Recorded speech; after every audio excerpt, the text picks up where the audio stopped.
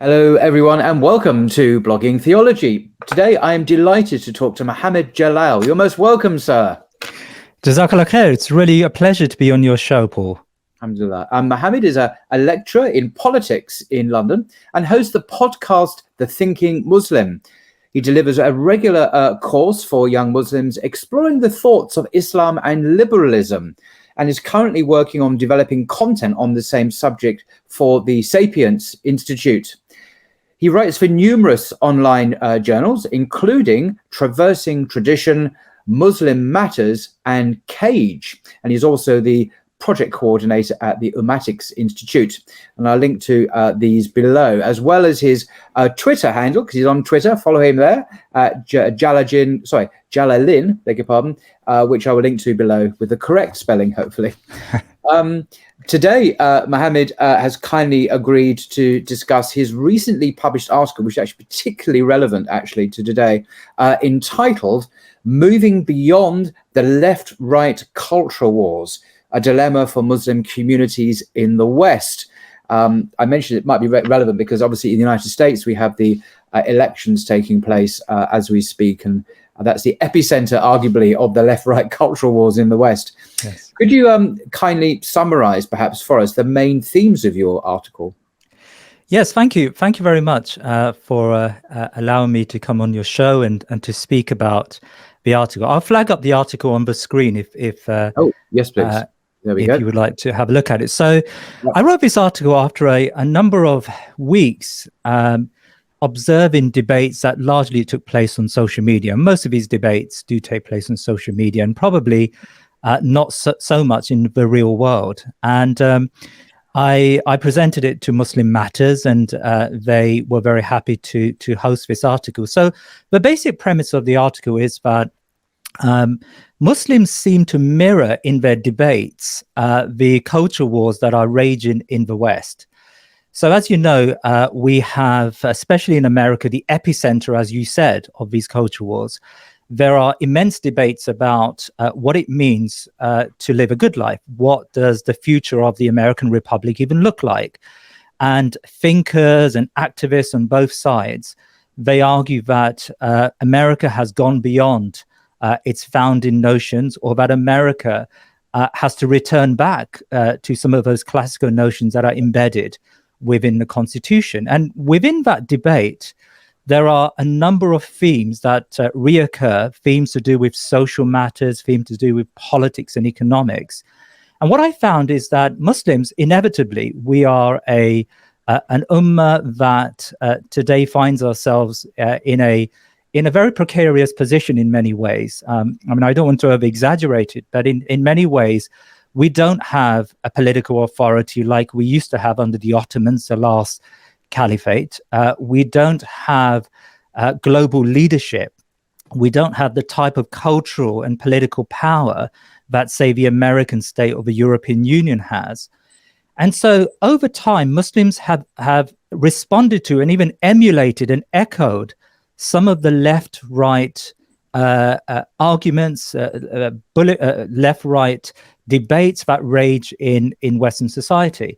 I mean, so one such good example of that is, and I will talk about this in my presentation that you've asked me to put together, in Dearborn, Michigan, there was a great, a project by Muslims, largely of Arab descent, who wanted to show their disappreciation of the inclusion of very suspect sexually promiscuous, probably, items in the school textbooks. So they attended a meeting of the local school board, and it became a public thing, and everyone across America and probably the world heard about it. And what I noticed from that was certainly the Muslims had a right to do that, and I would defend their right to protect their children and to endorse their version of what it means to be a good Muslim. And we all want our children to be brought up according to Islamic standards. But what I noticed in that demonstration or in that meeting was that there was a relationship with the Christian evangelical right. And undergirding that meeting, beyond that meeting, one of the themes of this culture war that the Christian right or the Trump right or the white nativist right, you could even call them, have picked on is the inclusion of items in school books that are particularly problematic, right? And so I suppose my query was, look, we do have to argue for our Islamic case, and it's really important to argue for our Islamic identity. But at the same time, we shouldn't be fodder for any of the right or left-wing parties that want to use and utilize the Muslim community for their own, I would call them, nefarious aims. I mean, on the other side of the spectrum, you've got young Muslims, in particular in America, but also here in the UK, who echo left-wing argument points. And they are very happy to sometimes adopt very problematic opinions, actually, when it comes to Islam on a range of not just social issues, but also economic issues. And they're far apart, far away from Islamic sensitivities or Islamic doctrine when it comes to these matters. But because they've echoed and endorsed and after a while incorporated the politics of the left into their own discourse, within time, they may be practicing Muslims, but they echo a way of thinking that I think would be out of sync with most of Islamic history and most of what is known to be of Islamic doctrine. I mean, just to give you one quick anecdote, as you said in your introduction, I deliver these courses from time to time to young Muslims where we talk about the thoughts of liberalism. And I try to sort of elaborate, okay, these are the thoughts of liberalism, and here's how we should understand these thoughts. I'm not telling you that you should bury your head in the sand and not engage at all with Westerners or Western thought. I'm telling you that you have to be aware of these ideas and filter them according to the Islamic texts, right? So at the end of one such meeting, a mother who had brought her teenage son along, and I think he was maybe 18 years old, so he's probably at the end of A-level study, moving on to university. And she was very concerned about the spiritual and intellectual health of her son. So she had driven, the meeting was in Walthamstow, and she had driven from South London to Walthamstow to just specially to try to find some guidance for her son, because she felt that her son was moving in a direction which she couldn't quite put a finger on it, but was quite problematic in many ways. Anyway, I got speaking to the son, and the son was quite open to me. He said, look, I'm a Muslim. I've been to Islamic schools all my life. I went to Islamic school right up to the age of 16. So he's not someone who's alien from an Islamic upbringing.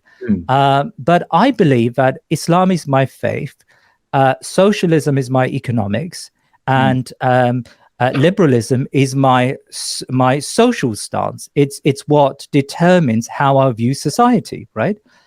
And it got me thinking that this young man, he was a very sincere brother. I'm not, in any way trying to disparage him, but he had fallen into a trap, I suppose, set by foreign ideologies, and he had incorporated ways of thinking into his Islamic identity, and yet he didn't see there was an ideational problem or a schism between, or a tension between, what he saw of Islam and what he gained from his ideologies. And one last point, I know you would like to come back, but one last point to mention, Paul, is that I find the same with those who have incorporated right-leaning thoughts within their discourse. So you get a lot of young Muslims and Muslims beyond that who are responding to, who want to respond to feminism and liberal ideology and the excesses that come out of social liberalism, which we will talk about today.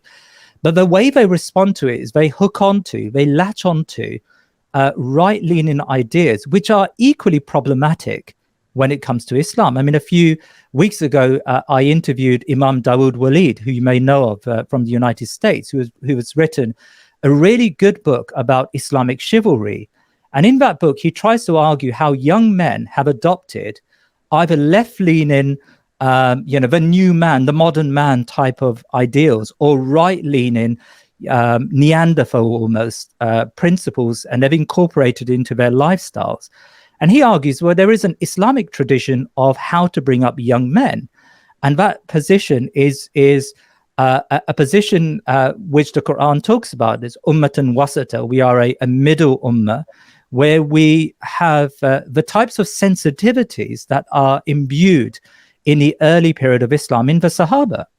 The Sahaba were, Umar ibn al-Khattab was a warrior in war, but he used to question himself in the most intimate ways about his intentions. When the Prophet alayhi salatu wasalam, when it was revealed to him who the hypocrites were in Medina, Omar ran to the Prophet sallallahu alaihi wasallam and said, "Am I on that list?" Now we would find that amazing for a Sahaba who is blessed with Jannah in his lifetime would even consider that. But this was someone who was this was a nuanced personality. So I suppose my point is that we as Muslims, we've got to recreate our thinking from scratch and not fall prey to these forces, either on the left or the right. I mean, you just on that very last point, there's a wonderful tweet actually that Justin Parrott, the American scholar, mentioned a while ago about masculinity in Islam. Let's read what he says, just quite brief. Al-Shafi said, manhood. Now, Al-Shafi, of course, is the eponymous founder of the Shafi madhab, the school. So he's an incredibly esteemed scholar in many ways. Shafi said, manhood is based upon 4 pillars. So in the light of what you've just said, is it the new man? Is it this kind of Neanderthal, masculine guy? What are these 4 pillars? Shafi says, good character, generosity, humility, and devotion. Okay, so those are the 4 pillars of manhood, according to Shafi. And then Justin Parrott says, the righteous predecessors did not conceive of masculinity as involving alpha male or pickup artist behaviors. Yes. A true man in Islam is honorable to women, selfless, humble, and gentle, not domineering or abusive. And then he goes on. It was said to Al-Naf ibn Qays, who died in 687, what is manhood? And Al-Anaf said, forbearance in a time of anger and forgiveness in a time of power. And then another esteemed early scholar said, the first part of manliness is a cheerful face. This is the first part of manliness, a cheerful face. The second part is loving kindness to people, loving kindness to people. And the third part, so come on, now we must get the hardcore stuff. The third part is fulfilling the needs of others, fulfilling the needs of others. So this is manhood, according to the earliest, very early, very esteemed Islamic scholars. And this is Justin Parrott in his article, Custodianship of the Right Hand, Concubinage, Rape, and Sexual Slavery, in inverted commas, in Islam, page 9 for those quotes. And I had the privilege of interviewing Justin, who talked about this just a week ago. But then I want to quote you, if I may, in just to summarize in some ways what you've just said from your article, by the way, moving beyond the left and right cultural wars. And you say there, young Muslims have with a different set of priorities, have signed up to the left's promise of equality and fairness in the hope that they can find security away from the racism and Islamophobia that emanates from conservatives, you write. A trade-off is made. Which camp will act in a way that best serves Muslims? But the trade-off, and this is the killer point here, comes at a high price.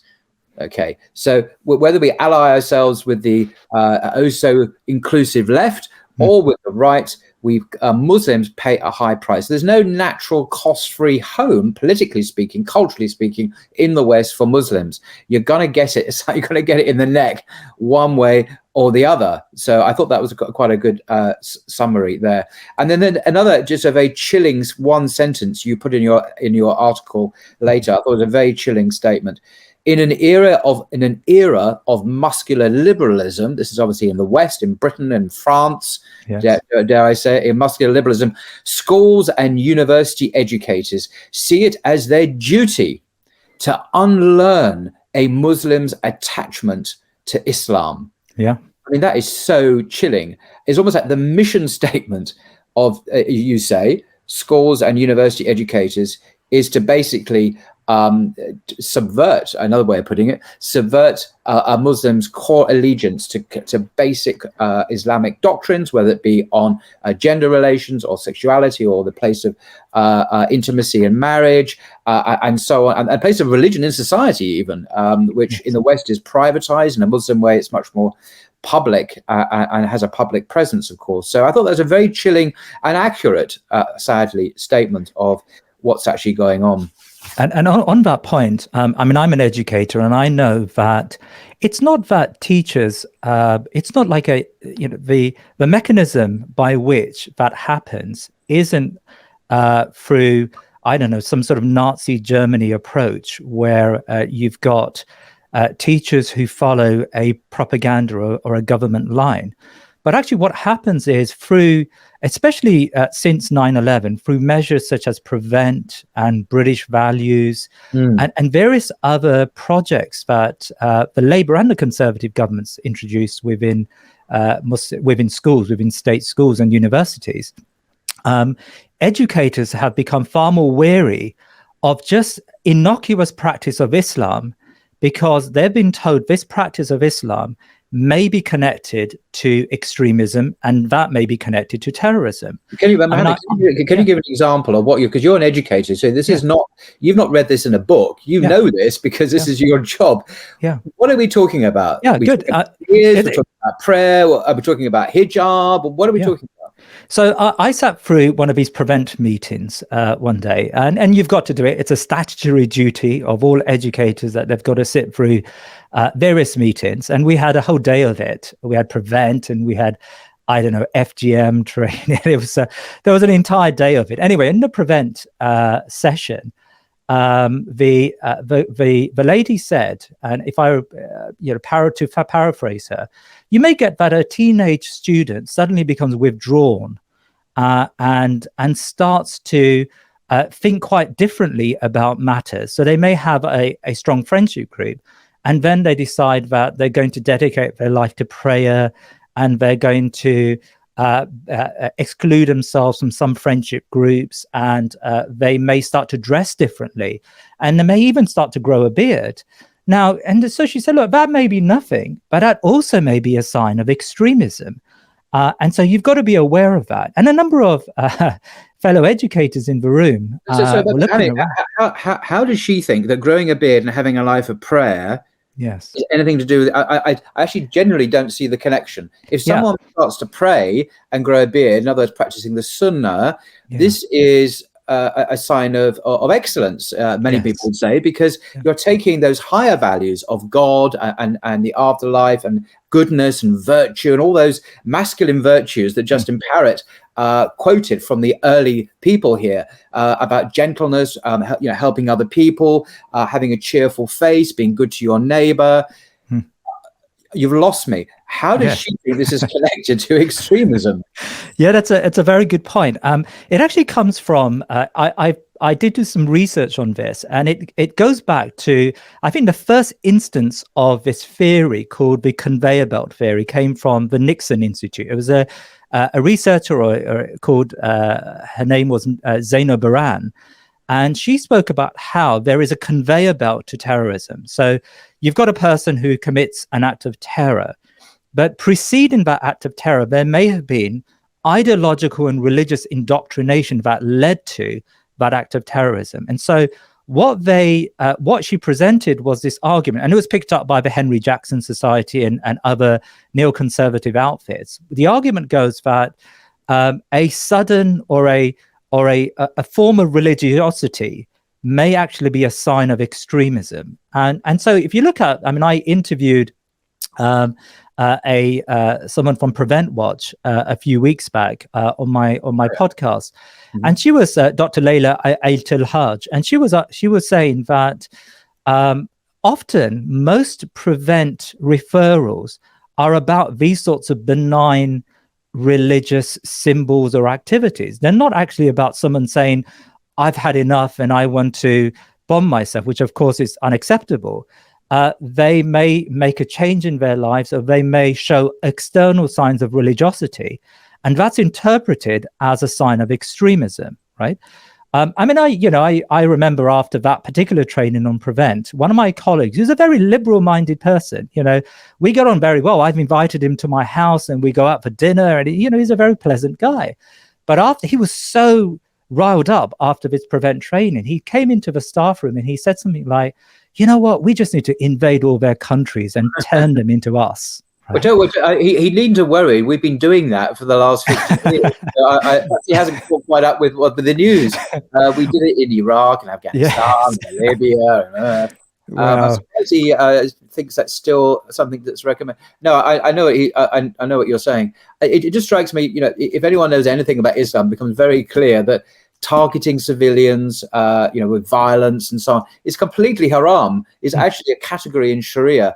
And it can be punishable, but it can be the death penalty. Terrorism is an offense in Sharia. So to become more religious is actually will make you more anti-violence and more attacks on civilians, if you were ever that way inclined in the first place, not less. So the Prevent program, one could argue, and I think more powerfully, should actually encourage Muslims to become more committed to their faith by practicing their prayer, reading the Quran, practicing the Sunnah, not less. So you could argue that not practicing and being more influenced by militant ideologies, which have their origins perhaps in a secular worldview, whether it be Marxism or kind of a revolutionary ideology that seeks to overthrow regimes and go out and attack people.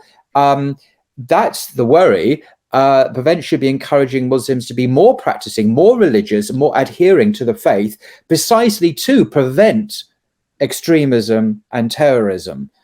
That would be my argument. Yeah. What do I know? But actually, the government is moving in the other direction. You've got the Shawcross report, which is due. It's been due for some time, actually. Yes. And it seems... Peter O'Born, I'm looking around at the book, The Fate of Abraham. This journalist, is so hot on this. As soon as it comes out, God willing, he said he'll come on Blogging Theology to give us all his take on this. And I'm sure it'll be absolutely fascinating. Well, the Shawcross report, one of the key points, it was leaked to the Guardian newspaper a few months back. One of the key findings of Shawcross, the so-called research findings of Shawcross, is that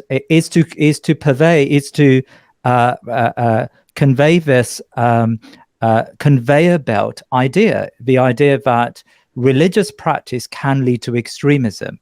And so one needs to be aware of religious practice. And it's what Douglas Murray once said, that we need to make life as difficult as possible for Muslims in Europe. And I suppose what he meant by that was Muslims should find that even in the most benign activities, wearing hijab, having halal meals at school, for example, prayer facilities in the workplace, they should find that these things become unobtainable for them.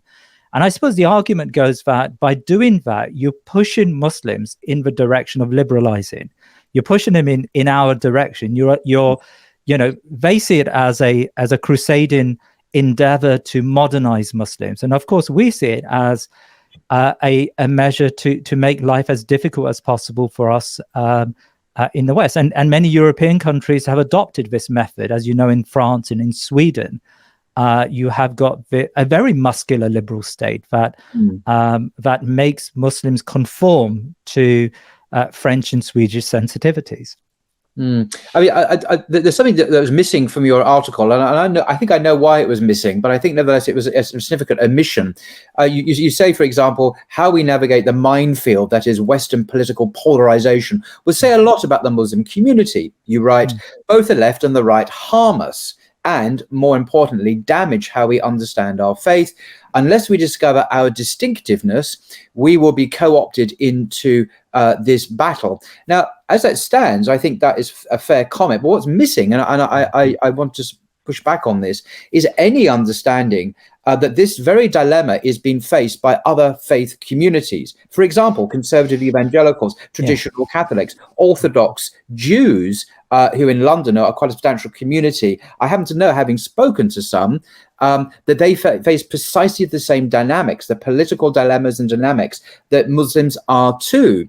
And the omission of this is understandable, because there's a paper about moving beyond left and right cultural wars, a dilemma for Muslims. Yes. But nevertheless, we're not on our own. There are other communities in the West that are facing exactly the same set of dilemmas. Yes. And wouldn't it be nice sometimes, and I know there are problems in having alliances or looking to fellow comrades who are on the same path. There are issues with conservative evangelicals in America who are more often than not very Islamophobic, maybe even racist. Orthodox Jews, well, that's a different subject. But, even though theologically we're very, very similar, there are other political problems.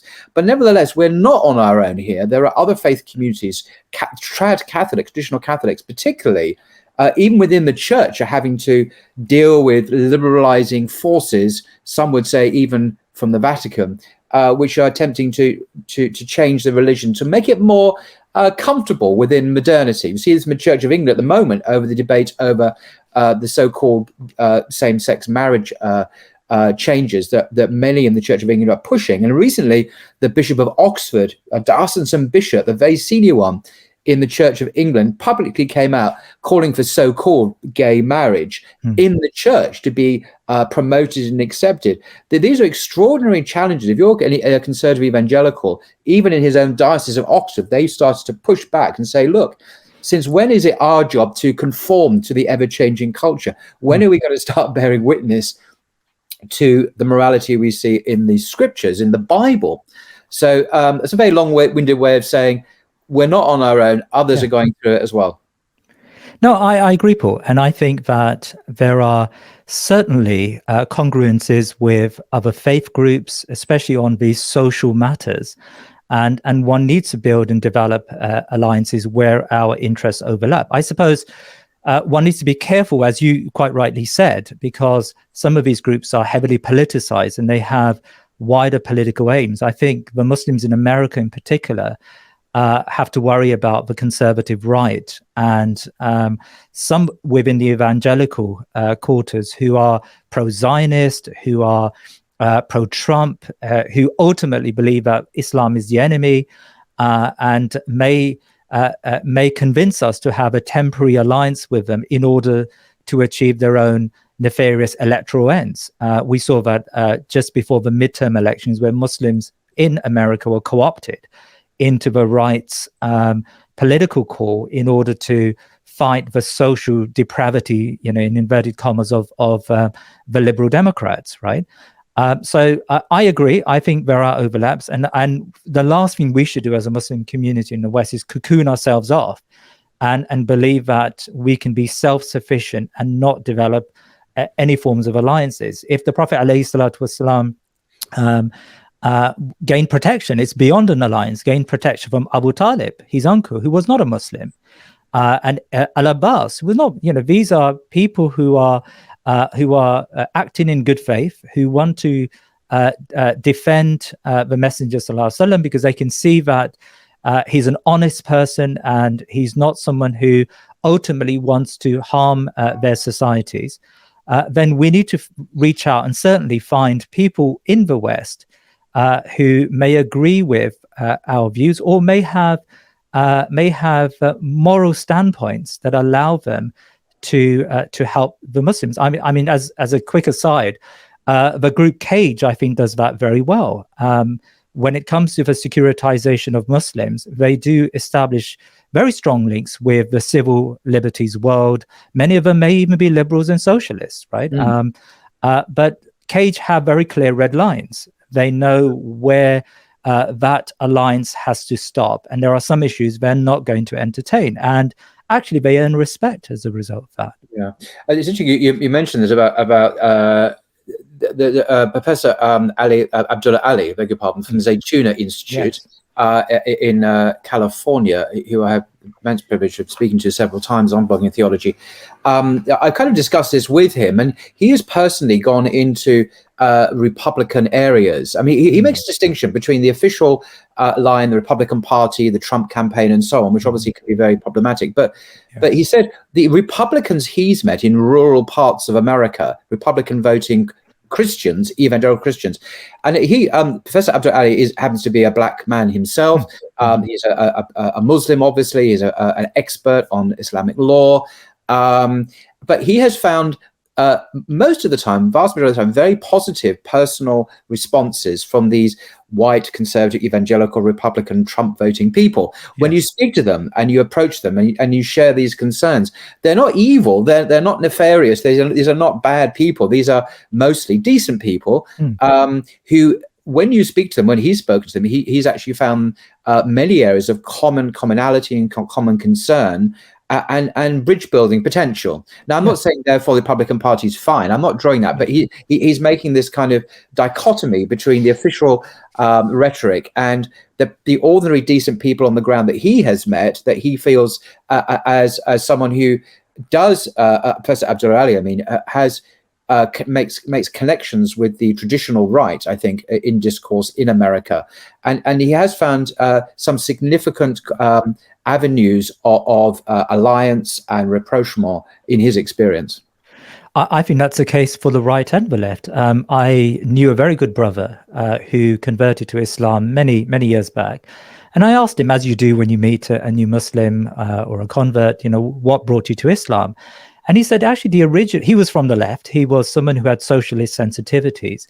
And he said the original impetus to becoming a Muslim was economic justice. I read about the Islamic economic system, and I just found it to be truly profound. And I found it to be a better form of justice than what I had imagined to be the utopia, socialism. So I think you can find that across the board, as long as we enter those debates as sincere Muslims who want to carry Islam, and not get and one needs to be politically astute and be aware of the political machinations, I suppose, of these political parties and how they act towards the Muslim community.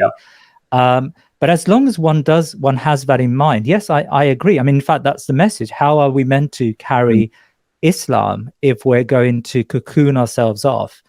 I remember a long time back, actually, when the Malcolm X film came out, there was a friend of mine who, again, another convert to Islam, he was distributing a left-wing, he's a white Muslim, he was distributing a left-wing leaflet outside a Malcolm X event, right, about how white men are evil, right? So he's a white person, but he's distributing a leaflet, which echoes the radical ideas of the Black Panther movement, or the radical right. So and this brother happened to be at that meeting, a Muslim happened to be at that meeting, and he met him outside. He said, "Look, let's sit down and have a discussion about these racial ideas."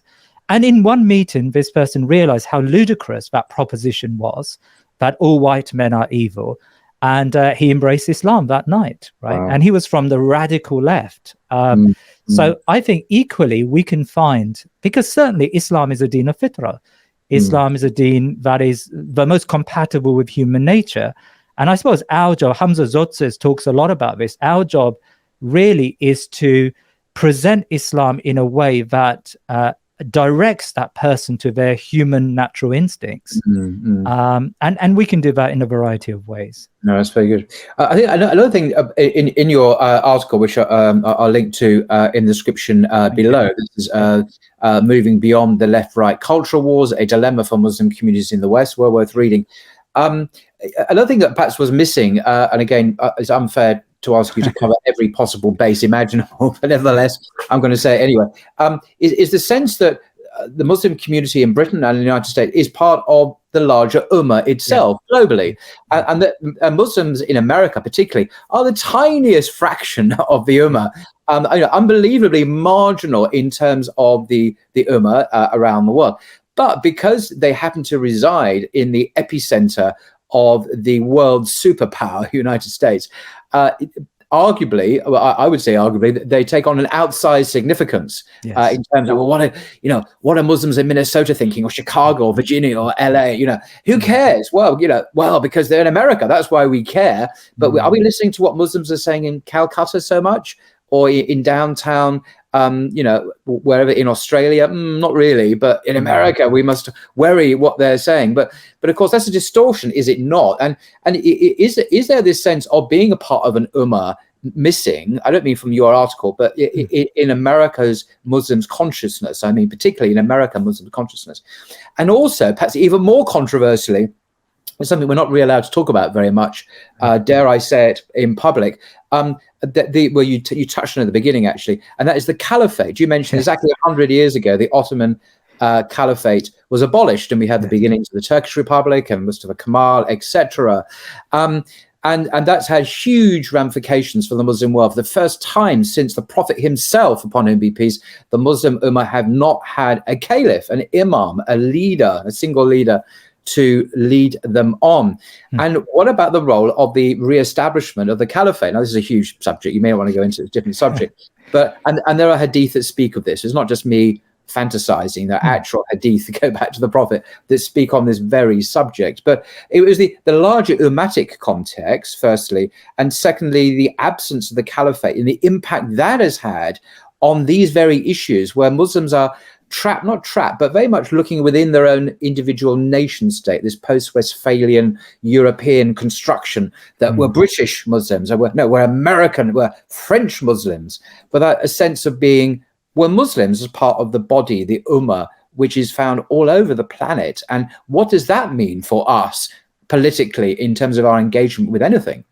Yeah, I mean, that's a very, very good point. And I agree that that was an omission from the article. And in fact, can I share a slide which I have? If you, this is from an excerpt from Ibn Khaldun, who, of course, is the famous historian, sociologist who wrote about societies in his era and also how societies progress, and really was a groundbreaking piece of work when he wrote about this subject. Now, Ibn Khaldun talks about the vanquished always want to imitate the victor in his distinctive marks, his dress, his occupation, and all his other conditions and customs.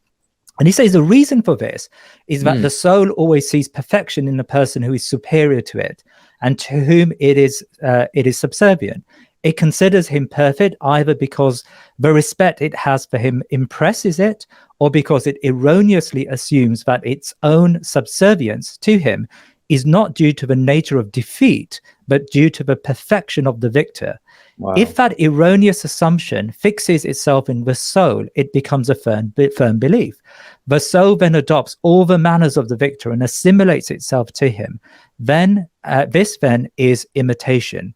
And then he goes on to talk about how human beings, when they imitate the conqueror, how they become consumed within the cultural milieu, cultural sensitivities of that conqueror, until they adopt all of the mores of those societies. And I think it's a very similar thing today. We unconsciously sometimes we have adopted the thoughts and the ideas that come out of Western capitals. And as you quite rightly said, the reason why Muslims are fixated sometimes on American Muslims is because we're fixated on America. America is the epicenter of cultural globalization, or at least it was before this more rocky period of deglobalization. We know that out of America comes all cultural trends, but also economic trends. I mean, most of the biggest companies in the world come from the United States. And so inevitably, the United States becomes that place, that center of our thinking and our discourse. And as you said, it's very problematic. And it's certainly problematic for American Muslims. I interviewed Mobeen Vaid, who's a very astute commentator, I think, on American affairs, just this last week for my podcast. And he was talking about how Muslims in America do feel themselves somewhat away from this ummah. And they don't have, I suspect it's partly because of the success, in inverted commas, of the liberal project in America, and how many Muslims have embraced the thick values of liberalism that accompany migration, as opposed to, say, European Muslims.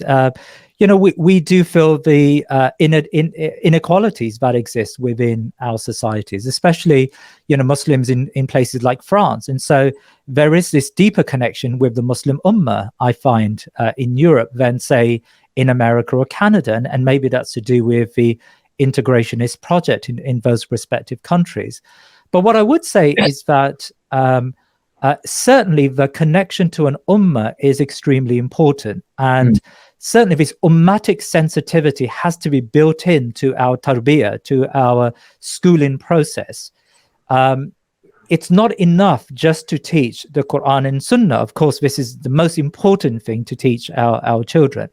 But the Quran and Sunnah, imbued within the message of Islam, is the concept of an ummah. The Prophet ﷺ said, that person who does not wake up in the morning thinking about the affairs of the ummah is not one of them.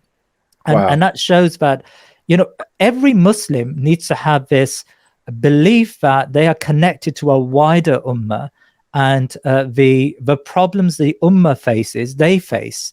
And as the Prophet ﷺ said, we are like one body. And to speak to your caliphate point, I think that's extremely important. I mean, I would direct your viewers to, I know you've had him on your show, Dr. Alveimir Anjum, who I think is really, he speaks very eloquently about the need to reestablish the caliphate. And I think there's a lot he talks about that Muslims need to really understand. And I know he's doing. Point, I mean, just to clarify on that point about the caliphate, I actually don't know the answer to this, although I can guess the answer to it. You mentioned earlier on about PREVENT. This is the British counter-extremism, counter-terrorism program. It's by statute, by law, that everyone in the public sector, teachers, civil servants, police, whatever, have to abide by and go through and all that stuff. Do you think that just even the idea of the caliphate, would that trigger a PREVENT referral, do you think? if I was an 18-year-old lad doing my A-levels at a sixth form, and a teacher heard me talking about the caliphate, not in any, malign. You just said to yourself that the Prophet himself said, one body. Is that going to trigger a response, a referral to PREVENT, do you think? Well, it certainly did. And I have an example of that. I once met a colleague who said to me that they were talking about, at that time, ISIS was an issue, and they were talking about Islamic states, right? And one child, he must have been 13, 14, sort of uttered, half uttered. I think the teacher, it may be in a religious studies lesson, the teacher said, look, some say there's not an Islamic state anywhere in the world today. Like, he was trying to argue that the ISIS was not, their claims to caliphate were erroneous, which we agree with. Yeah. Anyway, this student muttered, well, we don't have one yet. And that was enough to trigger a PREVENT referral. Wow. Yeah. Do we know what happened subsequent to this referral? Well, 95%. Without breaking any confidences, of course. Well, 95% of all PREVENT referrals go nowhere. And the 5% that do go on to the next stage often end up going nowhere, right? So we can argue that probably 1 or 2% of PREVENT referrals are actually anything that's remotely serious. And when we say remotely serious, it's probably not even terrorism. So these people end up being channeled into things like mental health services. So if 95% of PREVENT referrals go nowhere, a PREVENT panel looks at the case and then decides no further action is necessary. That tells you something about what the intentions are behind this PREVENT project. The intentions are not to catch out potential terrorists, because as we know, that's just an erroneous idea that there is somehow a conveyor belt to terrorism. You start with salah and then you end up with suicide bombing. That just makes very little sense. It's the other way around. The more you practice your salah, the less dangerous and more good neighborly and so on you're going to be. But anyway. So I would argue PREVENT is a program of social engineering. It's a way to create a situation in the Muslim community where Muslims fear subjects like the caliphate. They fear talking about. Is it not a contradiction in what you said? Just to be polemical for a second, please. You said that this guy was referred to prevent. That's what I expected you to say, obviously. But then you said 95% of these referrals turn out to be hot air and no further action. But doesn't that prove the opposite of what you're claiming? That in fact, it's not the interest of, they're not interested in prosecuting and problematizing these because they're not taken any further. If they were seen as problematic, then they would be taken further, and we would see consequences of the next stage because this person believed in the caliphate or prayer or growing a beard or whatever. So this child, let's call him Abdul. He was, I don't know his name. This child probably went back to his community, and his parents said, "What happened? Why did you get referred to this panel? What went wrong?" And he said, "Look, all I said in the class was, there is no Islamic State today, and that was enough for me to be referred to prevent." And the parents would say to the child, "Don't ever talk like that again. Don't ever speak about this subject again." Right? And so within time, if you think about one prevent referral, I mean, in a year there may have been 6,000 or 7,000 prevent referrals. Think about one single prevent referral and think about how many people that's going to affect in wider society. And so within time, communities and mosques and madrasas and Islamic conferences and institutions, they decide that it's probably in their interest to not talk about matters of Islam that may be contentious in wider society. So that's why I say it's a project of social engineering. It's a project to silence us and to take away from our discourse aspects of Islam that they want us to omit from our understanding. And that's a very dangerous place to be, because within time, if the first generation self-censors, the next generation is going to go beyond self-censoring and embrace ideas and ideals which are contradictory to Islam. So, in a sense, there is a link between this and the topic of discussion today. If you disarm the Muslim community and you take away its ideational character, then you open them up to liberalization. You make it possible for that community to embrace the thick values of the West. It's what Will Kimlicka, who is a Canadian multiculturalist, talks about when he makes reference to liberal multiculturalism. Now, multiculturalism is a fascinating topic, and your viewers may. I mean, Bikku Parekh is a very interesting. He's a Hindu. He's a lord. He's a Labour lord. But actually, he talks a lot of sense when it comes to multiculturalism. Will Kimlicka is a liberal multiculturalist, and he argues that, look, he's got a different perspective, by the way, than sort of the modern muscular liberalism. His point is, if you make Muslims or other communities feel comfortable in the West, within time, you will disarm them so that they would embrace the very democratic and liberal ideals we want them to embrace, right? So his method to the embrace of liberalism is through this steady and gradual process of making them feel comfortable. Whereas the modern muscular liberal approach, the approach that David Cameron announced back in the coalition government, is to sort of turn the screws ever so more, is to make it far more difficult for Muslims to voice their Islamic opinions publicly. Okay. Shall we go on perhaps to your presentation, which has been slightly delayed by my endless questions? Apologies. Right. Liberalism and conservatism, a timeline. Yeah, so you asked me to put together some wider ideas or wider thoughts, or my thoughts about where we find ourselves today. Now, blogging theology, I think the thing that makes your channel stand out is you don't shy away from addressing depth and addressing intellectual depth, and I really think that's a wonderful thing. I mean, often in the Muslim social media and sort of the broader Dawah sphere, we find that often depth is compromised for sound bites sometimes, or for very quick responses, because of course we all have very short attention spans. And I was thinking about how do I. So the idea is, how did we get here? We are, myself at least, not yourself, Paul, but we are migrants to the West, and we Our parents had to flee their countries for economic reasons on most, and sometimes for other reasons. And they end up in Britain or end up in America or France.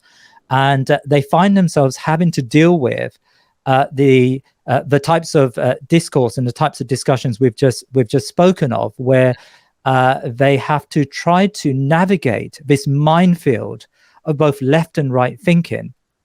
Now, I always say to my students, before we get to the present, we have to understand the past. Exactly. And that means we have to take a dive into Western political history, and we have to understand what brought the West to where it is, so that when we get a better appreciation of how to navigate this current minefield. Now, when we talk about the history of Western thought, we can go back centuries. We can go beyond the 16th century, where I start here, and the Protestant Reformation. We can go back to Greek philosophy, for example, and discuss the thoughts of Plato and Aristotle and how they inform modern day thoughts, in particular to do with democracy and individualism. But I would like to start, and certainly there is a discussion to be had there. And I know, Paul, you have given presentations in Istanbul and elsewhere about this. But I would like to start at the Protestant Reformation of Martin Luther, of course, in the early 16th century, because I think this was a seminal moment in European history, because it broke the stranglehold of the Catholic Church. But in a wider sense, it enabled a process of what becomes known as secularization in Europe. Now, how do we get there? Well, Martin Luther objected fundamentally to the power of the Church, of the Catholic Church, and some of the practices of the Catholic Church. For example, selling indulgences, and you know more about this than I do. And he took a stand, and he argued that we need to move beyond the fakery of the Catholic Church, and I suppose reinstall the essence of what Christianity was from the days of Jesus, from the days of Isa alayhi salam. And so in 1517, famously, he was, and maybe this is apocryphal, he wrote his objections and he nailed it onto a door in Wittenberg in modern day Germany, and the rest is history. It creates an almighty schism within Europe, and some say the Protestant Reformation in many ways led to the greater Enlightenment and led to the channeling of ideas that lead to the embrace of liberalism in Europe. Now, there are connections there that we can make, but what I would like to focus on is what happens in the aftermath of the Protestant Reformation. And there you get immense conflict between kings and princes who adopt the Protestant faith, the new Protestant faith, and those who adopt, who continue the Catholic faith. And as you know, after 1517, you had the 100 Years' War. And then after that, you had the 30 Years' War, which were essentially religious conflicts, which were, they were religious conflict, but they had a very strong political dimension to them. And the Treaty of Westphalia, 1648, is a really important moment, and I think it's downplayed for whatever reason in European history. I mean, I visited Westphalia hoping to find some sort of memorial to the Treaty of Westphalia, and there's very scant, really? Discussion about this treaty. And what was the Treaty of Westphalia? Well, it was the culmination of the 30 Years' War, where, of course, the bloodletting between Catholicism and Protestantism led to the princely states across Europe concluding that some form of peace needed to be signed between these states. And out of the Treaty of Westphalia, actually, there was not one single treaty. It was a series of treaties. But after the Treaty of Westphalia, what came out of it was the birth of the modern nation state. The idea that nation states and state sovereignty is inviolable. And so the principle that came out of it was that if you are a Catholic state or a Protestant state, what you do internally is no matter, is not a problem for us. It's rather how you relate to us, your external relations that matter. And so from the 17th century, mid-17th century onwards, these European states developed the idea of the state system, the idea, and that developed into international law, and it developed into the principle of state sovereignty, which is still around today. If you think about the whole principle of the United Nations, the UN Charter, it's premised on the idea that the rights of states are inviolable. Now, of course, before the 17th century, we had the era of empires. And actually, during that period of Westphalia, I remember reading a Muslim account of Westphalia, because, of course, the Ottomans were in their ascendancy in the 17th century. And I remember reading, it was either from the Caliph, the Sultan, or it was from one of his advisors. But the commentary suggested the following: look, we are one state and we are strong. You're going to divide yourselves up into many multiple states and you are weak, right? Yeah. So there was this derision, I suspect, from the Muslim quarters that Europe was tearing itself apart. Similar to, by the way, how they look at the Muslim world today. When Western commentators point to the Muslim world, they scoff at the divisions of a sectarianism, the lack of moderation, the lack of modernity in our world. And I think there was a very similar thing in the Muslim world. You say they scoff. I mean, the head foreign affairs diplomat in the European Union, I forget his name, just a week ago, came out with a delightful metaphor. He said, we in Europe are like a garden, a well-ordered garden, and outside of it is the jungle. I mean, he actually said that this is the European Union's foreign secretary, the chief diplomat, came out with a very undiplomatic statement, I would argue. And boy, did that set the pigeons racing. But so just to mention that this idea that you just described is very much alive within Europe. Well, it is, and by the way, many European Union parliamentarians do often cite Westphalia when it comes to, for example, Turkey's accession to the European Union, because their argument is that Europe is superior. Europe, in fact, there's some discussion about how much of what happened in Europe, in particular the Treaty of Westphalia, was a response to what they saw as the enemy outside, response to the Ottomans and their ascendancy during that period. I remember following a politician in the European Parliament, and he said there is no way that Turkey could ever join the European Union because we are a Christian Europe, and international law applies to Christian states, not these states, right? And he sort of scoffed at the fact that Muslims, it's a similar type. The irony of this is, of course, Ataturk explicitly was very openly influenced by French laïcité, the French secularism. For sure.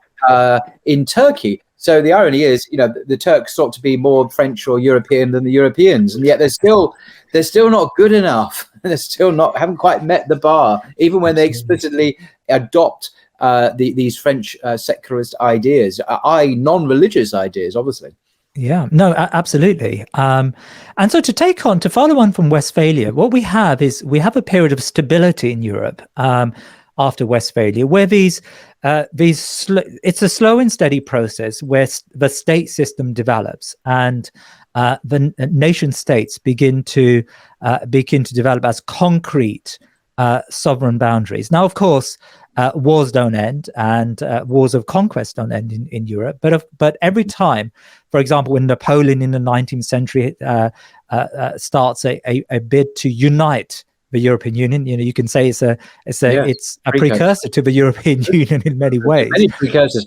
Hitler as well sought to unite Europe before the European Union. Yeah, and so in many ways, but the response to that is the state system. It's the Westphalian system. Napoleon had contravened international law, which was set out in 1648.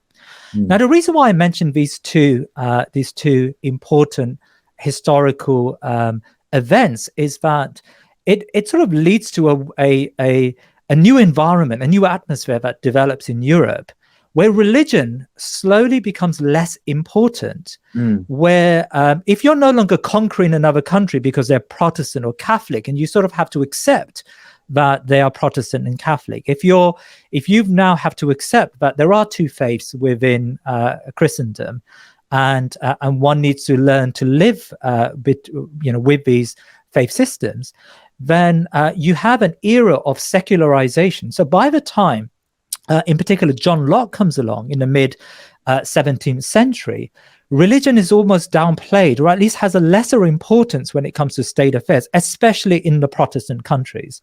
Because Protestantism, unlike Catholicism, does not interfere in state matters as much as Catholicism does. And of course, that's an over-exaggeration in many ways. And there are instances, in particular in Britain, where Protestant kings do use the Protestant faith in order to wield political power. But certainly you do have a waning of religious authority, at least political authority in Europe.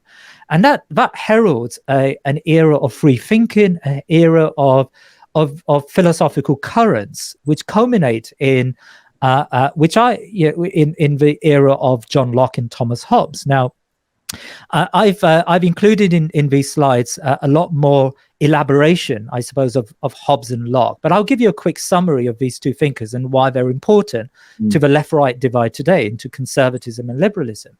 Because in a way, Thomas Hobbes is he develops what becomes known as traditional conservatism, or at least some of his thoughts are embraced by certainly Edmund Burke gave a lot of credibility to the ideas of Thomas Hobbes, in particular his view of human nature.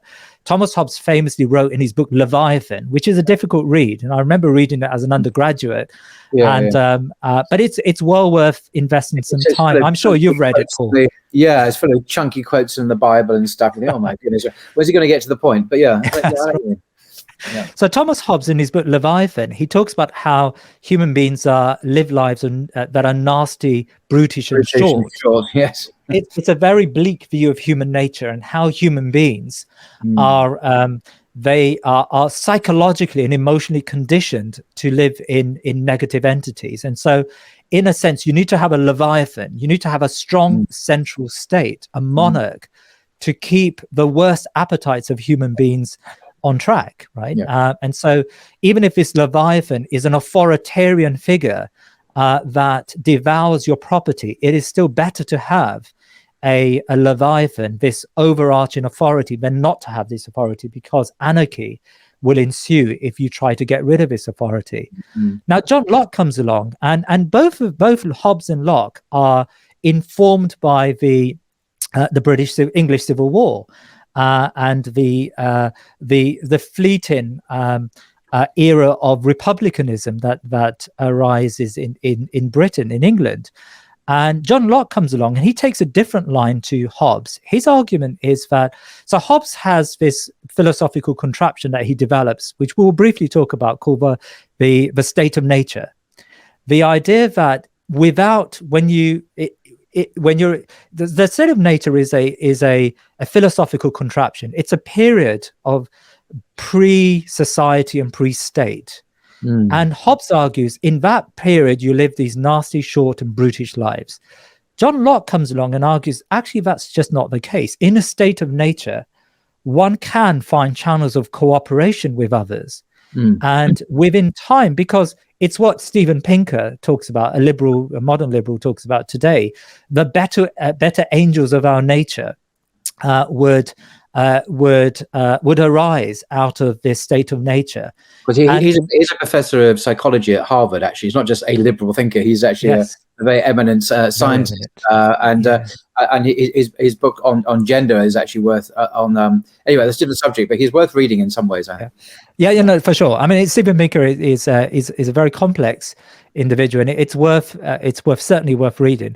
It's the idea that it's the idea of liberal cooperation, the idea that we do have, it's what Jean-Jacques Rousseau later talks about when he in the social contract, of course. Social contract, right? We have these better qualities within us. It's a less bleak view of the world than Hobbes.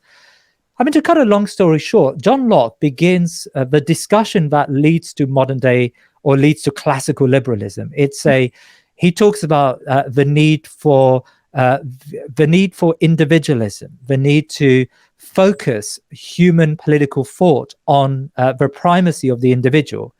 Before John Locke, religious philosophies and philosophies of old would always focus on communities, right? Yeah. And focus on societies. Well, John Locke subverts that type of thinking and argues actually the most important actors when it comes to human society are individuals, and individuals are extremely important. In fact, John Stuart Mill later on in the 19th century, he builds on this thinking when he talks about the need for, if you remember, his philosophical contraption was the harm principle, and the need to extenuate the individuality of human beings. I mean, I remember John Stuart Mill said, if a person decides that he's going to be eccentric and walk around naked, then there should be nothing to stop society from. Exactly. And this is the book you should read. John Stuart Mill, who wrote on liberty and wrote on utilitarianism. I mentioned this particularly because he's a hugely influential English writer in the 19th century, still studied and read today. Difficult to overstate how important he is. If you want to really get under the skin of what's going on in English liberalism, you could do worse than begin with John Stuart Mill, who is actually quite readable, unlike some other guys. He certainly very readable, and his mentor and teacher, who developed whose name I forget, and you would tell me. It'll come back to me in a second. It was just on the tip of my tongue. He's also Bentham, Jeremy Bentham. Oh, you didn't mean Jeremy Bentham. I was thinking some obscure guy at Oxford. No, Jeremy Bentham. Yeah, absolutely. Yeah. Jeremy Bentham is extremely important to read if you want to acquaint yourselves with the Western tradition. In many ways, by the way, Jeremy Bentham disagreed quite fundamentally with John Locke, because John Locke developed this idea of natural rights, the idea that human beings are born with rights that predate their birth. So these are natural rights that they have, and in a sense, a king is not allowed to take away these rights. It's the antecedent to the UN Charter of Human Rights. It's the idea that human beings are born with. He talked about the rights to life, liberty, and property. The idea that human beings have these fundamental rights which cannot be divorced from them as individuals. Although, Mohammed, what you're saying is true, of course, but there's a specific caveat. John Locke famously wrote that, free speech, people have a right to their opinions as individuals, apart from one group who should not be allowed to have public opinions. And guess who they were? Atheists. Atheists. No, this is serious. Atheists cannot be trusted to give their opinions. Why? Because they don't believe in anything. What's the basis of their morality? They have no moral code. Who's very scathing. They were not permitted. I'm absolutely serious. If you look this up, they were not permitted to have the rights to public expression the way other groups did, be they Catholics or Protestants. So, and John Locke, I think, was much more influential in the United States as a political theorist than he is here. I mean, here he's more known perhaps as a philosopher, and he wrote some fascinating stuff on empiricism and sense data and whatever. But in America, he really helped to influence even the writing and the formation of the American Constitution. Absolutely. Ideas are really embedded in the United States Constitution, and he's an English guy, Yes. So he's hugely influential. If you want to understand the Western tradition, John Locke is certainly a guy to go to, along with J.S. Mill and Jeremy Bentham, as you correctly say. And on that point, you remind me, it was Tom Paine, another English philosopher and activist, who carried much of the thoughts of John Locke and incited revolution in America in his book, The Rights of Man. He was an American patriot. He was very British as well. He was, but he was very anti-Christian. I mean, he read a book I've got on the Bible, which points out he points out what he sees as the contradictions and the absurdities in the Bible. So he had quite a zealous Unitarian mission as well, I think. Right, which is quite paradoxical because, of course, the founding fathers of the United States were extremely, religious and not necessarily. Some of them are quite Unitarian and Enlightenment. There's without going down that particular rabbit hole. Quite complicated. They weren't what we would call evangelicals, I don't think. No, exactly. So I suppose that the point I'm making here is that what John Locke does in critiquing, in a sense, Hobbes's bleak Leviathan type of idea, John Locke develops the idea of individuality, the idea of rights and natural rights. he writes a book on toleration, and as you said, he had some limits to his toleration. Even on toleration, he talks about Catholics actually as being particularly problematic because they have allegiance to the papacy, and that dual allegiance is problematic when it comes to allegiance to a British monarch, right, to an English monarch. So in many ways, what John Locke begins is a process where different philosophers, we can talk about Kant. I know you've spoken about Kant before, and Rousseau and others who build on, and of course John Stuart Mill and others who build on the very liberal thoughts of John Locke. But we must say, I've got to mention one of my favorite English writers, Edmund Burke. Yes, of course. On the Revolution of France. I mentioned him because he is definitely a conservative response to these dangerous ideas of liberalism and secularism and revolution that were abroad. I actually found this rather difficult to read. It's written in a certain style which is not very readable. But Edmund Burke even is hugely influential today on conservative thinking. By conservative, I don't mean far right. I mean kind of mainstream conservative thinking. Associated people in Britain, people like Sir John Roger Scruton, who sadly died recently, who was like a modern incarnation of Edmund Burke. But so these ideas that you're sharing with us were challenged. They didn't go unchallenged by European thinkers themselves, and in Britain, Edmund Burke was the main counterblast to these dangerous new ideas. And that is exactly, and that's a point that I want to make, and I think you made it very well there. That this liberal trend, or this development of liberalism, does have its critiques and does have its criticisms, and of course Edmund Burke, when making reference to the French Revolution, and as you showed us there in your book, he develops, or he argues that this revolution is not going to work because it's too ideational. It's built on abstract ideas, and human being and human society cannot develop on abstract ideas. Edmund Burke is a proponent of pragmatism. His basic philosophy is that the way by which political society needs to function and progress is through incremental changes, through experience, right? Through empirical experiences. And when you need to change, you will know you need to change. And that's why conservatism is very much about conservation. It's about not having too many radical changes and revolutionary changes in society. And so he points to these ideological problems in both, by the way, the American revolutions and the French Revolution, and argues that this is not how you structure society. And so from this point onwards, in particular, I mean, liberalism goes global, I suppose, through the American and French revolutions. And these societies become ideational, become ideological societies. It's the idea of the city on the hill, as we know from John Winthrop in the United States, the idea that America would be the example, the exemplar of a type of society that others within time would have to emulate, right? And that type of liberal universalism has not left us today. If you think about the wars of the Iraq and Afghanistan wars, I mean, these wars were partly fought, at least, on the basis of liberal interventionism, the idea that the universalism of human rights and of democracy and of freedom, of Lockean ideas, need to be conveyed to the world. If anything, the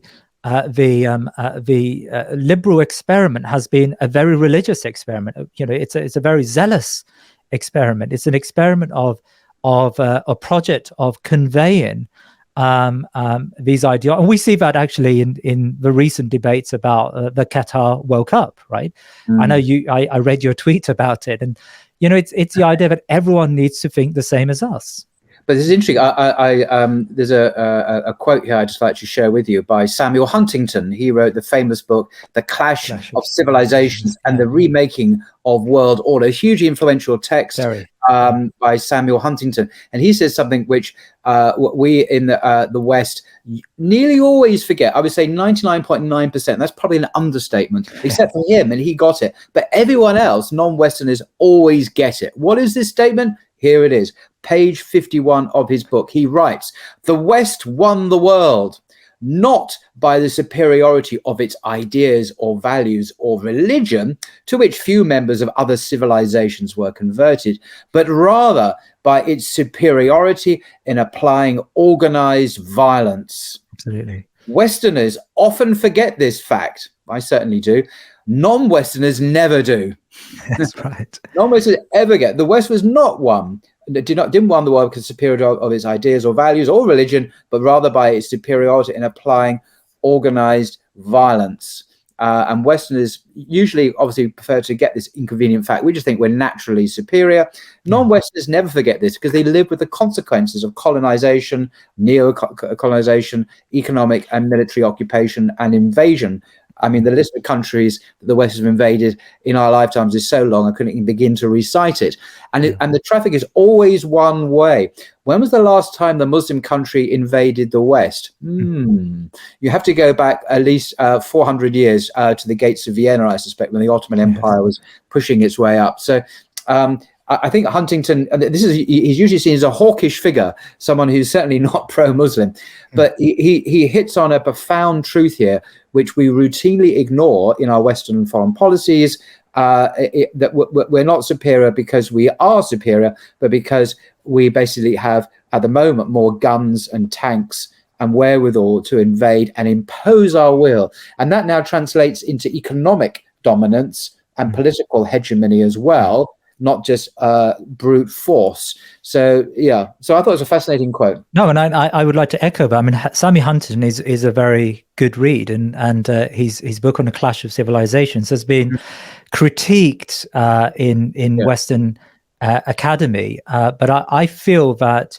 of course, there are parts of it that we would dispute as Muslims, right? But if you think about Edward Said's critique of Edward Said comes from the left, but his criticism of Samuel Huntington is actually erroneous, because Samuel Huntington's idea is that Islam is a civilizational unit, and you're not going to change that civilizational unit. You've got to learn to live with it in a way. So, he's a realist in international relations. His argument is that we shouldn't be trying to convey democracy and liberalism to the rest of the world. We need to recognize that I think he divided the world up into 8 or 9 civilizational entities. And he argued the most important of those were the Islamic and Chinese civilizations, because they've got a history, a precedence of recent history of civilizational cultures, right? And his argument was that one needs to think deeply about how we relate to the Muslim world as well as the Chinese civilization. Now, Edward Said, which is a left-wing response to it, is that this is an over-exaggeration. Islam is not this. Islam is not sort of this civilizational unit, and this is Orientalism. But actually, I would side with, in this instance, with Huntington over, it's what Dr. Shabir Akhtar, who I know you know, and I have a very strong relationship with. Shabir Akhtar talks about this. He wrote a fantastic book, which actually is not read by very many Muslims. Let me guess. Hang on a second. Wasn't expecting. Is it this book by any chance? Islam and Imperial Faith. Yes, the future of an imperial faith. Yes. Can I just say? I mean, we both know Shabir Akhtar. He's a good friend of us both. He has told me that this book has never been reviewed. Never. And it is, of all the books I've read, this is one of my favorite books. Islam as Political Religion: The Future of an Imperial Faith. Is an absolute must-read for Muslims today, to understand the Muslim religion as a political, as an imperium even. I mean, it breaks all the rules. You're not supposed to talk about Islam like this. And the future of an imperial faith. And Shabir Akhtar is far from being he's certainly not an extremist or anything. He's a very well-respected academic at Oxford University. He's a philosopher, actually. He's That's his job, to be a philosopher every day. But he writes like an angel, and his erudition is simply intoxicating and outstanding. And I'm constantly in awe of his brain. So I do recommend that book, because I think you probably do as well, Mohammed. Absolutely. I think it should be a must on everyone's reading. As you said, it's just you're the only other human being I've ever met, apart from Shabit Agda, who wrote the thing, who's even read it. So, well, you and I must form a sort of fan club. The two members of the Shabit Agda fan club. No, well, I think we should go and visit Shabir Akhtar in Oxford and make a day of it. I still haven't met the guy. I've had countless phone calls with him and WhatsApp messages and you name it. And I've had him on the channel, of course, but never actually physically met him. And it nearly happened once or twice, but it didn't quite happen. No, that'd be great, Mohammed. It'd be great if we could meet him one day in person. Yeah, no, and he's very he's very kind. I mean, I remember meeting him some years back, and we were at a mutual friend's house, and I at that time I didn't know much of him. I didn't know he was a philosopher from Oxford, and so most of the discussion was Shabir asking me questions and trying to inquire about my way of thinking, right? And little did I know that this is an eminent, so he's very down to earth. And this was me probably saying most of what I said was probably nonsensical, but Shabir was very gracious. I'm sure that's not true. Sorry. Anyway, I mean, interrupt you again. Sorry, Dennis. No, I enjoy the interruptions, and you've got this way of going back to your bookshelf and picking out a book. I may do the same. I do. It's a great indulgence for me. I've actually able to share these things with people. Because I normally, reading is a very solitary activity, and I don't normally. Yes. It's very difficult to talk to anyone about it if they've not even heard of the book. So it's a great privilege to talk to you. Anyway, carry on.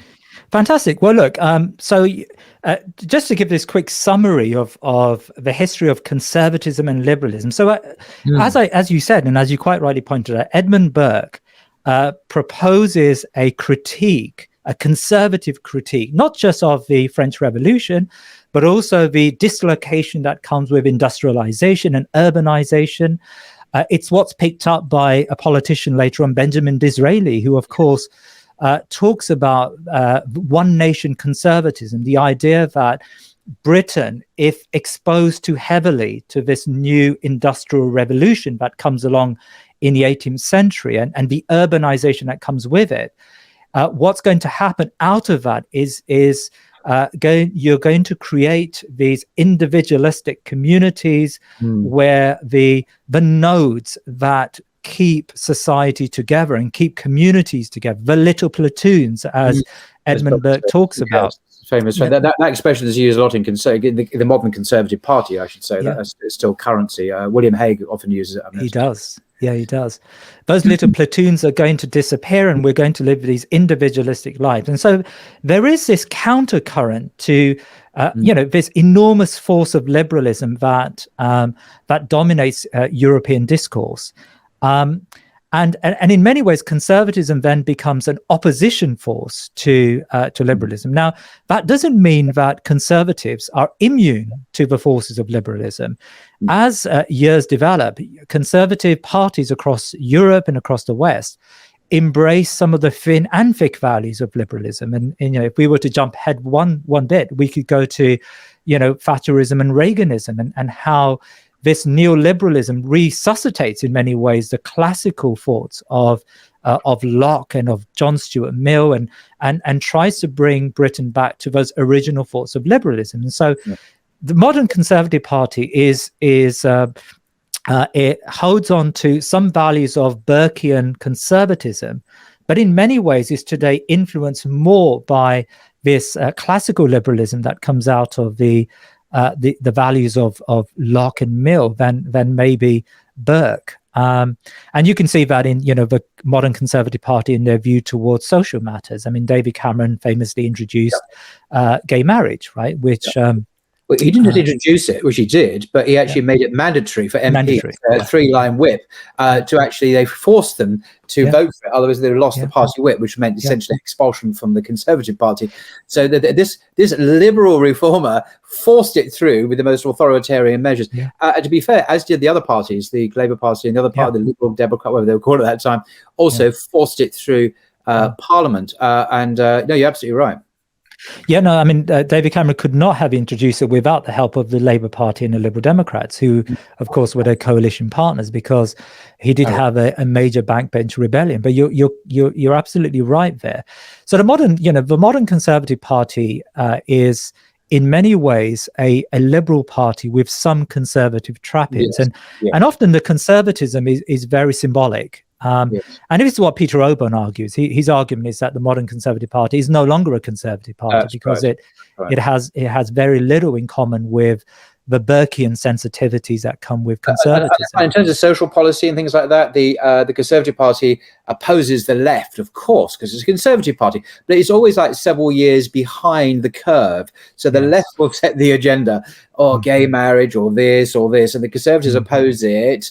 But in a few years, they come round and then they adopt it themselves. And indeed, in Cameron's case, he's the guy that actually made it law in terms of the so-called gay marriage thing. So they tend to be just a slower version of an ongoing liberal secular movement, or revolution, I would call it, actually, that has been going on for a very, very long time. So there's not really a Conservative Party at all, as you say. It's kind of just a more moderate form or weakened form of it, but ultimately the destination is the same. Actually, the Conservatives and the Liberals, perhaps in disagreement with you, or say do actually converge at some point, at some future point. They're not truly different, actually, in a fundamental way. And this is where I'm banging on about my own hobby horse here. People like René Guénon, the Muslim writer, in his famous book, The Crisis of the Modern World.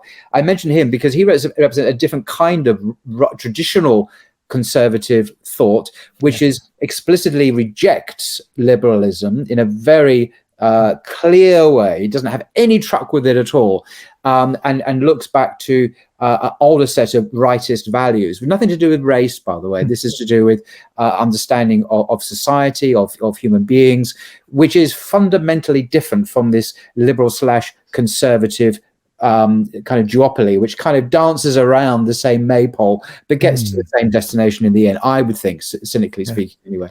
No, that's right. And we're now seeing a countercurrent to these prevailing forces. We can call it post-liberalism, right? And it's a very broad area that, and I talk about it here, that encompasses people like the Trump right and white nativism in the United States, and the rise of populism, Viktor Orban, but also people like Patrick Deneen, a traditional conservative that doesn't want to go back to a classical liberalism like the neoliberals do, but actually talks about a society built on the foundations of community, a society where the individual isn't the primary force and the primary actor. So he wants to go to a pre-Lockean era where communities mattered and societies mattered and religion mattered.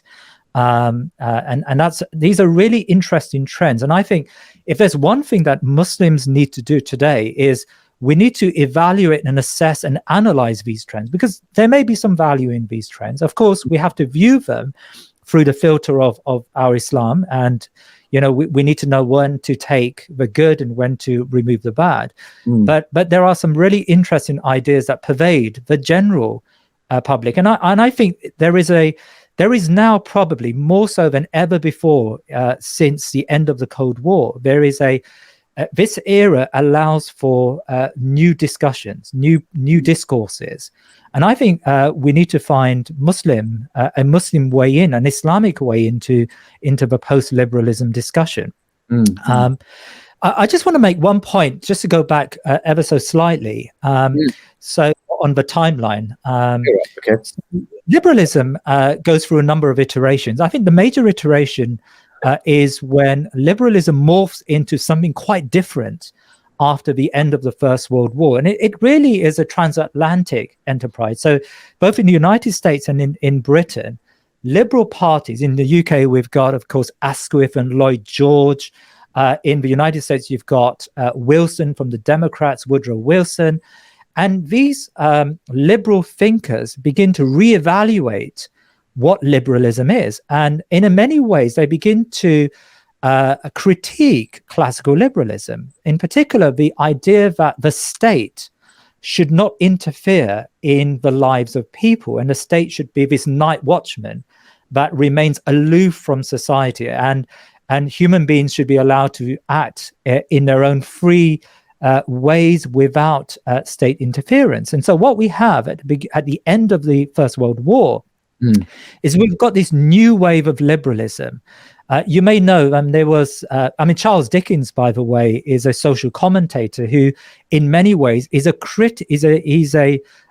vociferous critic of classical liberalism and the type of society, the Victorian society that was created, that led to immense poverty. You know about the Booth and Rowntree, the chocolate manufacturers who were Quakers, in fact, and their religious sensibilities made them aware that for whatever reason, classical liberal thinking at that time, the prevailing thinking at that time, which comes out of the Industrial Revolution, that thinking is creating a society where people are suffering, people are living in very horrific circumstances, and when the question is asked, well, who can do something about this?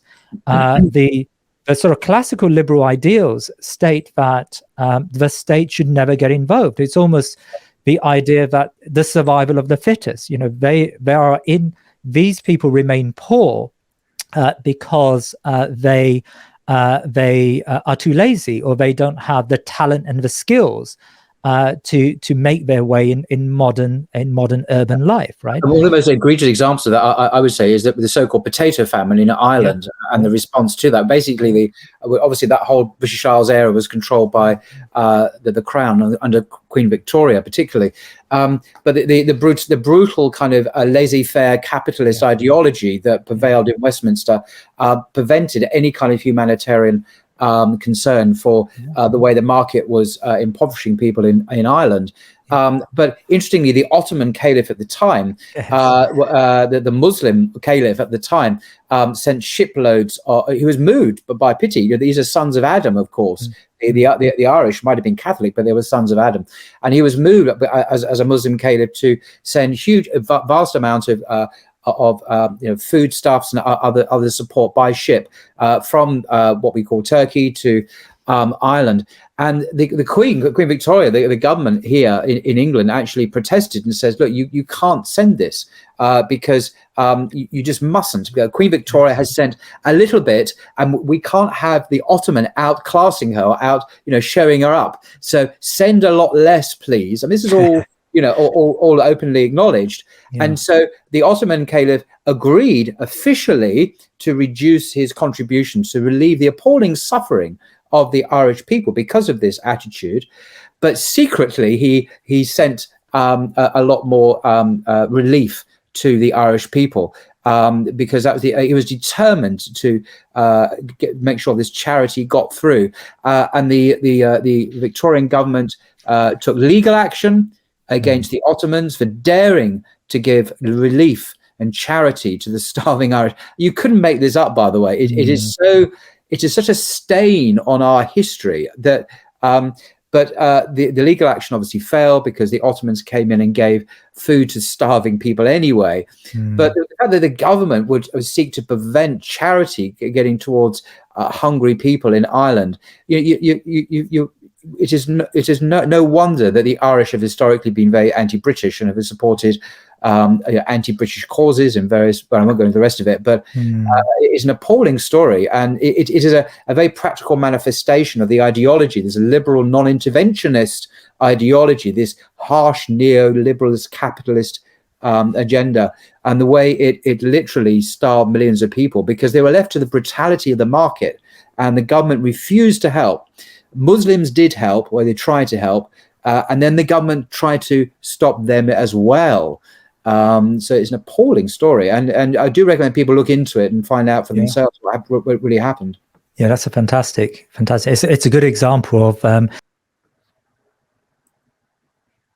about it as soft power, right? Of course, it was done for sincere reasons, but it's a way by which you communicate your influence in the world. And often today, Islamic soft power is reduced to just individual acts of charity. We no longer have state actors that fight for corner for Islam. And the powerful nature of that act, it must have had an enormous impact on the mindset of those impoverished Irish people.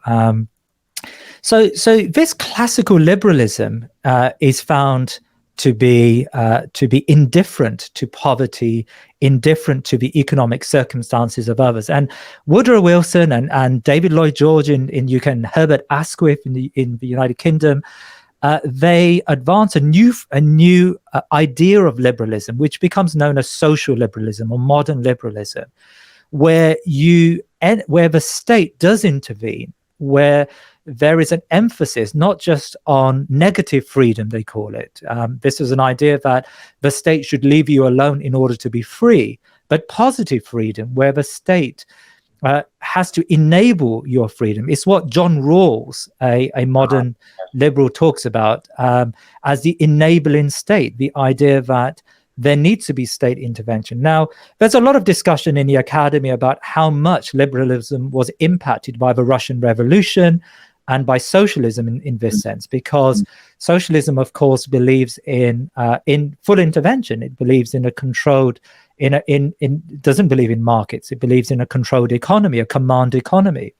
There is some argument there. In fact, David Lloyd George in England, in Britain, did visit Kaiser Germany, Germany, because Germany was at the forefront of developing a welfare system, a welfare state, and a lot was learnt from the Germans. Anyway, regardless of how they got there, this modern liberalism incorporates more state intervention and develops into an ideology that within time embraces social causes beyond those initial rights that John Locke spoke of. So John Locke spoke about the right to life, liberty, and property.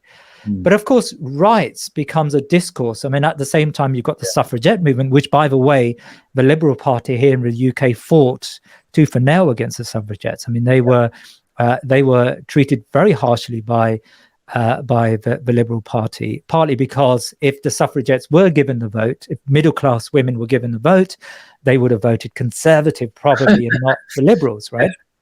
So for political reasons, the Liberals in Britain decided that they were going to forego their principles in exchange for political expediency.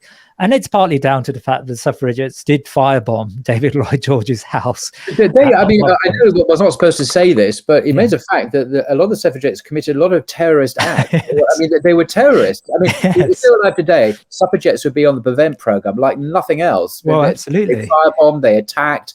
But we overlooked that because they're on the right side of history. Therefore, we'll overlook all their terrorism. If they're on the wrong side of history, we would only ever mention their terrorist acts. So, this is how it works in the real world. Yeah, no, isn't that interesting? I remember reading one account of a suffragette, and she said, she was a little old lady, and a very middle class, lady, and she said, I was walking down Oxford Street, and just admiring the shop windows, and then I decided to take a hammer out of my handbag and smash every window on Oxford Street as a way of protest, right? Yeah. So yes, that certainly worked. There's actually, I saw a video on YouTube, so what? But they listed all the terrorist acts. They were quite, they were real terrorist acts. Yes. But it's extraordinary how the Guardian and other notable liberal newspapers, when they talk about the 70s, it's always in very hallowed terms. Oh, these wonderful martyrs, weren't they wonderful? And they suffered so much. They were suffragettes after all. And yet they committed many terrorist acts which outraged people and lost them sympathy, of course. That's the point. Yeah. Excellent. I know we're sort of pressed on time here. So we'll move on. Should I? I will finish this off quite quickly, and we can have a discussion about it. So I suppose the thing to say about liberalism is that it takes on this. It develops into something quite different. And actually, classical liberals would often, at the time, see modern liberalism as an aberration, as an idea that had moved beyond liberalism, because of course, the more the state intervenes, the more personal and individual freedom is encroached, right? The more you have to pay in taxation, the more you find that the state disables you from undertaking your personal pursuits because it may infringe the rights of the poor, for example. And so there's this tension within liberalism. And by the way, this tension can be seen today within the modern Republican Party and the Democrats. They are two liberal parties in many ways, and certainly are liberal parties, but they latch on to different parts of liberalism. I mean, to simplify it, the Republican Party, especially in economic terms, the Trump republicanism is morphing into something quite different. Actually, we'll talk about that in a second. But the mainstream Republican Party is a Reaganite party, and it pays a lot of attention to the early days of liberalism. It is a classical liberal party, right? It believes in freedom and economic laissez-faire and deregulation and all of those ideals that come with classical liberalism. Whereas the Democrats believe in the Rawlsian, the Wilsonian type of liberalism, where the state intervenes, where you have programs, where you have interventions of the state that classical liberals would find to be a bidder. They would find this to be an innovation of original forms of liberalism. The other thing to note about this modern liberalism is as rights expand beyond the suffragettes, and of course the civil rights movement develops, which incorporates this rights movement. I mean, Martin Luther Jr., Martin Luther King Jr. But Martin Luther, I saw his portrait in Leipzig just 3 days ago. I did a video. Oh, wow. The other guy, the Martin Luther King, is the American guy. Yes, Martin Luther King Jr., he in fact echoes a lot of the values of early liberalism. His argument is that, look, if all men are born equal, if the Declaration of Independence is true, then certainly black people, and of course, Thomas Jefferson, when he wrote that line, was a slave owner and continued to be a slave owner. He had a slave mistress with whom he had a child. Yes, I heard about that. And John Locke, by the way, had shares in the Anglo-American slave company. So, these early liberal reformers all had their blind spots. I mean, even John Stuart Mill, who had a slightly more nuanced view towards the colonies, still believed in British colonialism and had a strong sense of racial superiority when it came to black people and Asian people. So, early liberals, and I would argue contend even liberals today, that sense of superiority remains in many ways. Absolutely.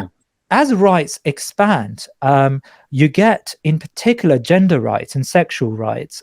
So the sexual revolution of the 1960s and 70s is, in many ways a precursor to what we know as liberal feminism and the sort of the second wave of feminism, which incorporates more than voting and education rights, but incorporates social rights and gender rights within this general rights agenda.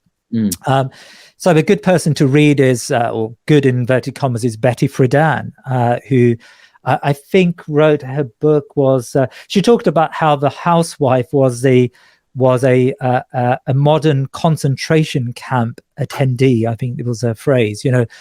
She was like a prisoner. And the monotony of women's lives have to be changed. And she talked about how, in fact, Betty Friedan at one stage went to the point where she argued that women should be disallowed from making the choice to be a housewife. So we talk about freedom, but they should not be allowed to make that free choice if they wanted to be. Be forced to be free in certain ways. That's very, very characteristic of a lot of modern liberalism. Yeah. As well, the Afghans need to be forced to be free, Absolutely. and so to an housewife. Right?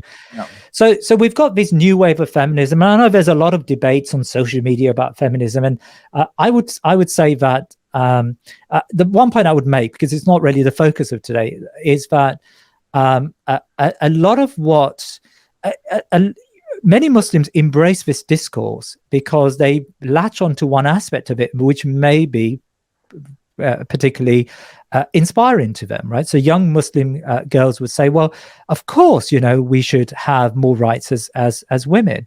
The problem is, of course, when it comes to feminism and when it comes to liberalism as a whole, is that liberalism is a thick ideology.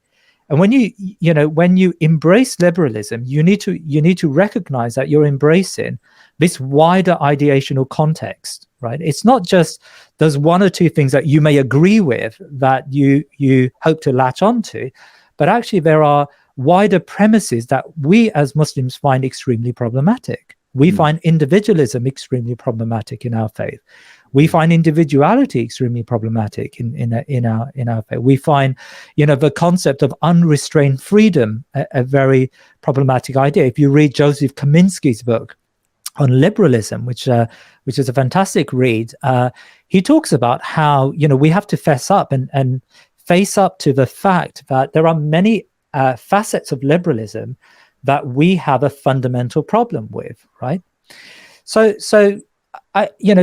this just to say, until any non-Muslim viewers who might think, oh well, this is a Muslim hobby horse, if you, as you've already said, if you look through European history, the last 200 or 300 years, that there are very strong elements of reaction against these kind of liberal ideas within the European context itself, politically, theoretically, philosophically, without going through the whole list. So this is a highly contested idea within European history. Is not the Western tradition in some monolithic way. It's incredibly diverse. It's contested. There have been wars fought over it. The two world wars, the Second World War had elements of this in it as well. So it's become universal, hegemonic today. But this is unusual. I mean, historically, it's the ebb and the flow of this. You see this constantly throughout European history. At the moment, we're seeing the dominance. I think you're saying now we're seeing a more multipolar world where this has been beginning to fracture. Yes. And many people would say hurrah for that. But it has never been the ruling idea everywhere. It's always been either defeated or pushed back on, or it's come back and dominated again. There's always been this struggle over it in terms of the historical record, I think. No, absolutely. And I suppose that's my final point when it comes to this slide. What we're seeing. So we saw this neoliberal trend, and that dominated economic and political discourse in the 1980s and 90s. After the end of the Cold War, we had Francis Fukuyama, of course, who famously talked about the end of history and how liberal democracy and capitalism would undergird the politics and economics of every country in the world. And by the idea of the New World Order, that this very expression is associated with his name, the New World Order. Yeah. Well, absolutely, and I think that was first talked about. It was George Bush Sr. who gave a speech during the first Gulf War, where he echoed or he announced this New World Order, and the idea was to create a world where globalization and free markets and democracy would unite the peoples of this world into one entity. I mean, Francis Fukuyama ridiculously said that at the end of history, there's nothing but boredom. The idea that you would live a life of monotony because the end of history would not lead to wars. It would not lead to conflicts. If everyone's the same, then you're not going to go to war with one another. It's what Thomas Friedman, equally ridiculously argued in the New York Times, that he talked about the Golden Arches theory, the idea that no two countries with a McDonald's in it would ever go to war with one another, because McDonald's represents the epoch of capitalism, right? The height of capitalism. And so he talked about how a young man would rather queue up in an orderly way in a queue at McDonald's than queue up to go to war. And so you had these ridiculous ideas and theories that liberalism would become this universal faith almost. And as you said, what we're seeing today is an unraveling of all of that. If anything, the world is moved contrary to this utopia that was set out by Francis Fukuyama and the like. And actually, the world has moved in a different direction. Today, we're witnessing a world of deglobalization, where globalization is fracturing.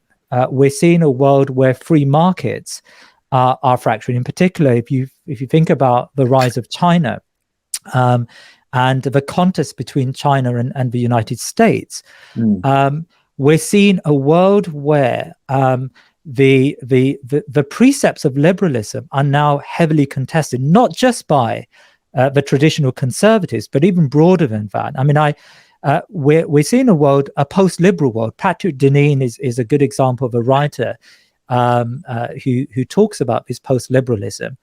But I think that, and of course, there are some unsavory parts of his post-liberalism, the rise of white nativism. In fact, that is an aspect of Huntington's theory, where he was right. His argument was that as this world proceeds after the Cold War, you are going to see the rise of cultural and ethnic groups that resuscitate the idea of racial supremacy. And if you think about the New Zealand bomber, the New Zealand shooter who killed, sadly, very many Muslims in the mosque, I mean, he echoed this great replacement theory, the idea that somehow European stock is being replaced by immigration and replaced by intermarriage, and within time, the white race would disappear. Now, that isn't a fringe idea. I was just going to say, I was going to mention another book, Douglas Perry. We've not mentioned this gentleman so far, but he's a key player in these discussions. Europe, The Strange Death of Europe, subtitled Immigration, Identity, and Islam. This man, of course, does not like Islam at all. And he's one of these who's pushing back against I don't know, the more radical forms of left-wing polemic, but he's not really in the name of a kind of conservative philosophy. But actually, he accepts the civil rights movement and the gay rights movement, everything else, up to a certain point. In the 1980s, I think, is the point, the cutoff point. And I think beyond that, where you get more radical LGBT, trans, and all that, that's when he says no more. And then he goes, his more recent book, The Madness of Crowds, which I've also read, Gender, Race, and Identity. A lot of this, I think, a Muslim could read, or a trad Catholic, or other people could read with a great deal of interest, actually. It overlaps, I think, a lot of traditional concerns, but it is laced with some other polemic, which Muslims will find very difficult to stomach, I think. And his most recent book, which I've not read, and I'm probably not going to buy it, because it's called The War on the West, which I've not read, but I suspect it does highlight what you say. And there's another guy on the far right. Yeah, I think it probably is. Talking about a multipolar world, this guy, Alexander Dugin, he's a political philosopher in Russia, and sometimes called in the West Putin's brain. And he's famous for the fourth political theory, which is his attempt to restate traditional values, if you like, rejecting, he says, fascism, rejecting communism, and above all, rejecting today's problem as he sees it, which is liberalism. For him, liberalism is evil. He uses this kind of cosmic metaphysical language. So he's very much anti-Biden, anti-American hegemony, and wants to see a multipolar world, of course, where there are many different civilizations coexisting, whether it be Chinese civilization, Islamic civilization. He's quite pro-Islam in that sense, the Russian Empire, and let the West have its thing in the West. But he wants to push back against the encroachment, as he sees it, of Western ideology globally, forcing everyone into a homogenized, liberal, secular, globalized planet. That, for him, is the ultimate heresy, the ultimate evil. And there's much more to be said about him. He's incredibly controversial, particularly in the West. I've had some blowback from hosting his main translator and apologist, if you can call it, Dr. Michael Milliman, on this channel, Blogging Theology, a couple of weeks ago. But my defense has always been, we've got to understand people even when we don't agree with them. And Dugin's rhetoric certainly can be come across as very extreme, but nevertheless his ideas are important because they apparently do have the ear of Putin. And this is, I thought it was an urban myth, but a recent article came out showing, since the sad assassination allegedly by the Ukrainians of Dugin's daughter, who was sadly murdered in broad daylight just a matter of a couple of months ago, Putin sent condolences to Dugin and has been advocating or facilitating his access and his prominence within the Kremlin now. So this guy Dugin is no longer just an outlier on the political philosophy fringe of Russian discourse. He's now more center stage. And if you listen to the rhetoric of Putin and of Dugin, they even use the same vocabulary, the same key terms. This word multipolar keeps on recurring. So there seems to be a steady convergence of these two minds. So it's important we understand them, even if we don't really like them or agree with them. That's my view anyway. You know, he's known as Putin's brain, isn't he? And exactly. Certainly, so these post-liberalism, in the sphere of post-liberalism, now there is a development of political ideas that occupy this space, and that's really partly down to, since the 2008 financial crisis, the West is in despair. The West is in disarray, and the United States, the epicenter of this globalization, of the epicenter of this unipolar world, is now fraying. I mean, a great person to read. And I'm going to do what you do, if I can find it. A great person to read is. Oh yes, I like recommendations. I'm not as quick as you, I'm afraid. No, it's not here. Anyway, a great person to read is Robert Kagan, if your viewers are interested in international politics. Here we go. Here's one of his books. Oh, good. Do hold it up. Robert Kagan. So this doesn't make very good TV, but Robert Kagan is great TV. Believe me, great TV. The Jungle Grows. I've never heard of this. America and the Imperiled World. Imperiled World. Robert Kagan. The Jungle Grows Back. I mean, actually echoes quite similar to the foreign policy chief of the European Union. So his argument it's a very cogent argument. You know, Robert Kagan is a great writer in international relations, and your viewers can view some of his speeches. He was a neoconservative turned liberal, and it's all a bit messy in terms of his background. Now, he was a cheerleader for the Iraq War. He worked with Bill Kristol to develop. You may know, to develop these the sort of principles of democratization of the Muslim world. So equally problematic, like Dugin, like Douglas Murray, like Francis Fukuyama, but we need to read them. We need to be aware of what they're saying. I mean, Robert Kagan wrote a great article in the Atlantic, I think it was. It was published a week before. I remember at the time Barack Obama was going to give a State of Union address. And Robert Kagan published this very long piece. I mean, it was a good 5,000 words. It was a long piece in the magazine.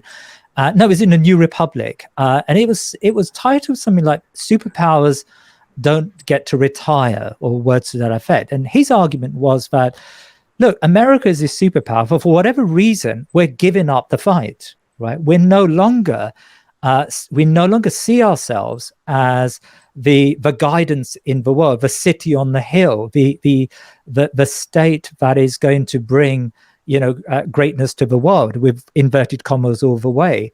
And we need to go through an intellectual change in order to embrace our position in the world of this sort of savior state. And I remember at the time, Barack Obama, who had already written, his script had already been written for the State of the Union address. He rewrote the script after Robert Kagan's published this article. And it just goes to show that often academics, even though they may be in their ivory towers, can sometimes certainly can influence the political debates, as Dugin has in Russia. Back to your point about the multipolar world, which I think is extremely important here. So, we're talking about my article about the left and right, and how Muslims see themselves in this morass, in this culture wars that have invaded our cultural space and our social space across Western countries and indeed in the Muslim world. In order for us to navigate that, we need to appreciate these trends quite intimately, quite in a lot of detail. We need to understand what's going on. We've got this post-liberalism trend. We've got this questioning of liberalism as an ideological force, and that comes through in much of the support for Donald Trump in the United States. A lot of those who support him want to move away from neoclassical economics, want to move away from globalization. They believe that globalization has harmed them, and it has. The average worker in the Midwest has to work 2 or 3 jobs just to make ends meet. Globalization has not helped them. It's helped the Californian penthouse occupant. It's helped the New York set, but it's not helped those people in middle America who find themselves without jobs and with lower wages, right? So on the one sense, you've got this phenomenon, and we need to understand it from a Dawa perspective. We need to understand it because there are certainly lines of Dawa there. It's not just a case that we write them off as racist and decide we're going to have nothing to do with them, because there is an opportunity to speak to them. But of course, we need to speak to them knowing full well what they stand for and where they're going. So there's this ideological schism that's developing in the West that we need to be aware of. But also there is a political schism, a global political schism that translates into some of these the differences and the tensions that we're seeing in geopolitics, the tensions between between China and the United States, between Russia, the European Union, and the United States. And I suppose my message is that with this mess that we can call the modern Western world, the Muslim Ummah, the Muslim communities in these countries have to be well aware of these trends.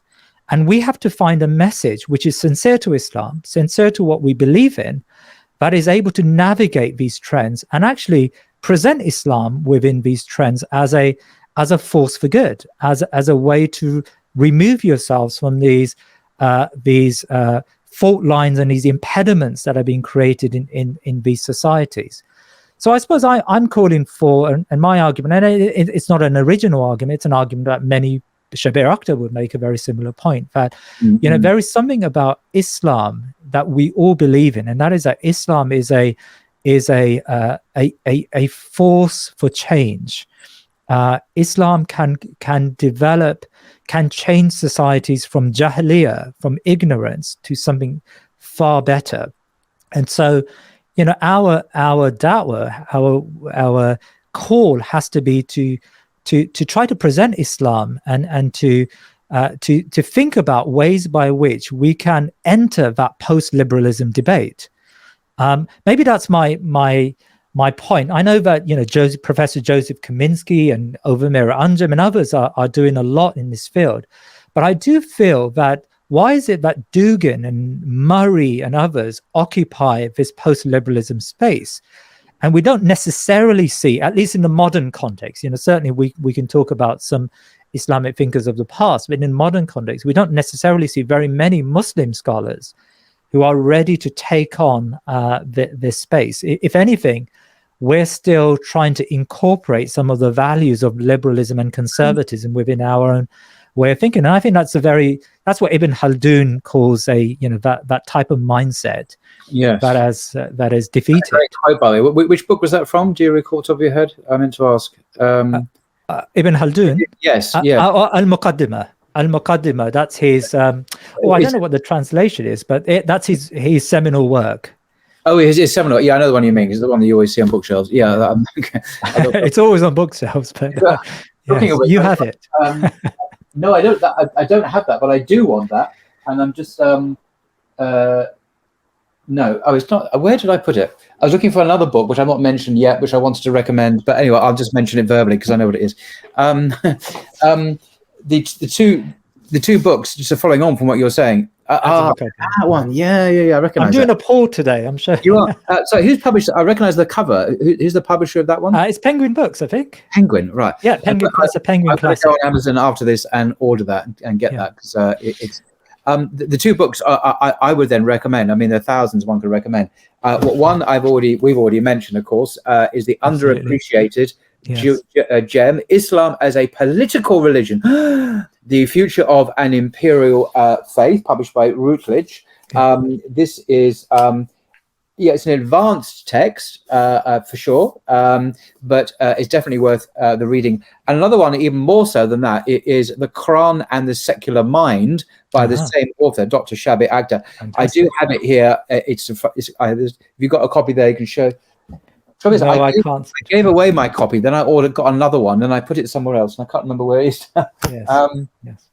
But it doesn't matter. It's called The Quran and the Secular Mind, which is one of my all-time favorite books, actually, because it is an intoxicating discussion of the concept of the Quran and its interrelationship with Western secular liberalism and ideology, and written by an actual trained philosopher who's also completely conversant and literate with the Western tradition. His PhD is in Søren Kierkegaard, the Danish philosopher, existentialist philosopher, and he's multilingual, a polymath, basically. It's an absolute gem of a book. I note that Dr. Abdul Hakim Murad, or Tim Winter, as he's otherwise known, at Cambridge University, recommends this book, that the Quran, the Secular Mind, in his recommended reading list, in 3 sections: the introductory, elementary, intermediate range, and advanced books.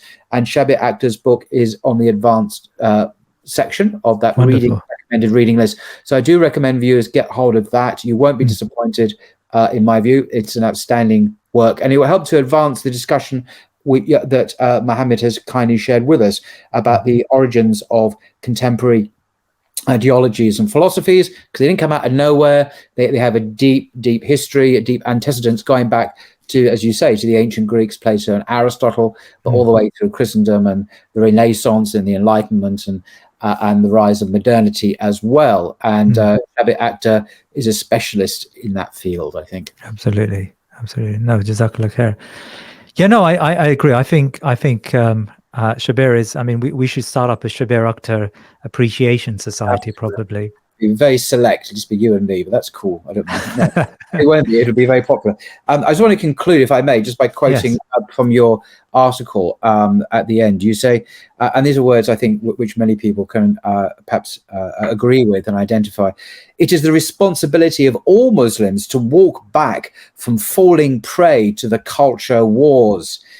As the West turns in on itself, the Muslim community should act as an example of people that are confident in what they believe and practice, undisturbed by the noise around them. I like the way you phrase that. It's very, very beautiful. Undisturbed by the noise around them. So Muslims should act as examples of people that are confident in what they believe and practice. And I noticed I actually mentioned this earlier on Twitter, and I won't say someone. I'm not going to say who, because that would just be someone who's a fairly senior person in the non-Muslim world, said that this is a call for Islamic exceptionalism. There's a criticism. Yes. And which I don't think it is at all.